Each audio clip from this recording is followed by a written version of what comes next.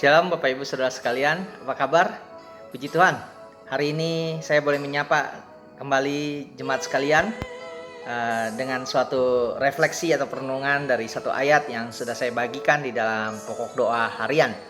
Saudara, ada seorang tokoh yang menjadi juru minuman raja di zaman kerajaan Persia.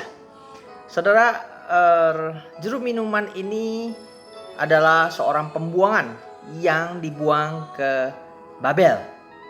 Dan meskipun dia mendapat posisi jabatan kedudukan yang cukup baik, bekerja di istana raja, tapi dia tidak pernah lupa akan keberadaan bangsanya di negeri asalnya.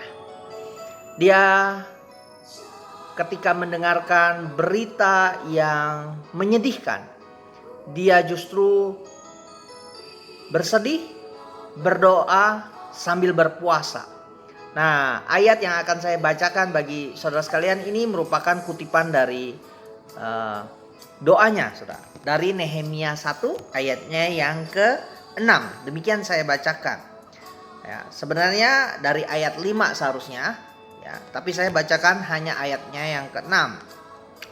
Berilah telingamu dan bukalah matamu, dan dengarlah doa hambamu yang sekarang kupanjatkan ke hadiratmu.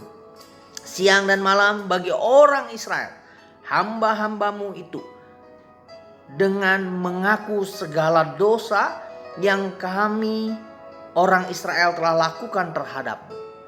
Juga aku dan kaum keluargaku telah berbuat dosa. Jadi saudara, sekalipun Nehemia memiliki posisi kedudukan yang cukup baik di negeri seberang, ya, di negeri yang jauh, negeri yang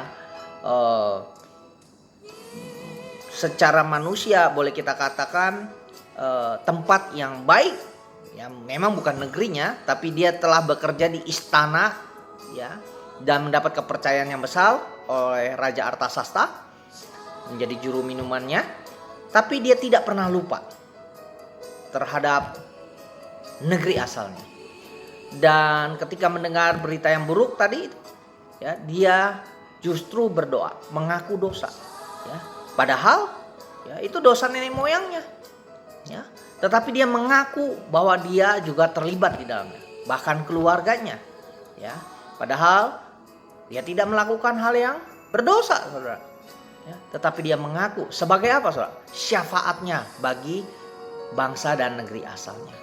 Saudara, ketika saudara mendapatkan posisi kedudukan, jabatan, tempat yang nyaman di comfort zone, apakah saudara masih mengingat, ya, dari mana saudara berasal? Apakah saudara ingat saudara-saudari seiman saudara yang masih hidup berkesusahan? Apakah saudara masih mendoakan, ya, orang-orang yang belum beruntung, terutama lagi adalah saudara-saudari kandung kita, famili kita, apalagi juga yang seiman di dalam Kristus.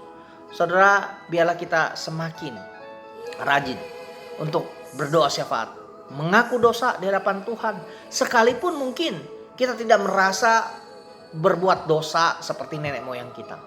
Tetapi ya, sebagai wujud solidaritas kita dan juga kesadaran kita akan seriusnya dosa, kita mau mengakuinya di hadapan Tuhan, bahwa kita pun sesungguhnya telah berdosa terhadap Tuhan, sekalipun kita tidak melakukan dosa yang aktual, maksud saya, yang sama persis seperti nenek moyang kita.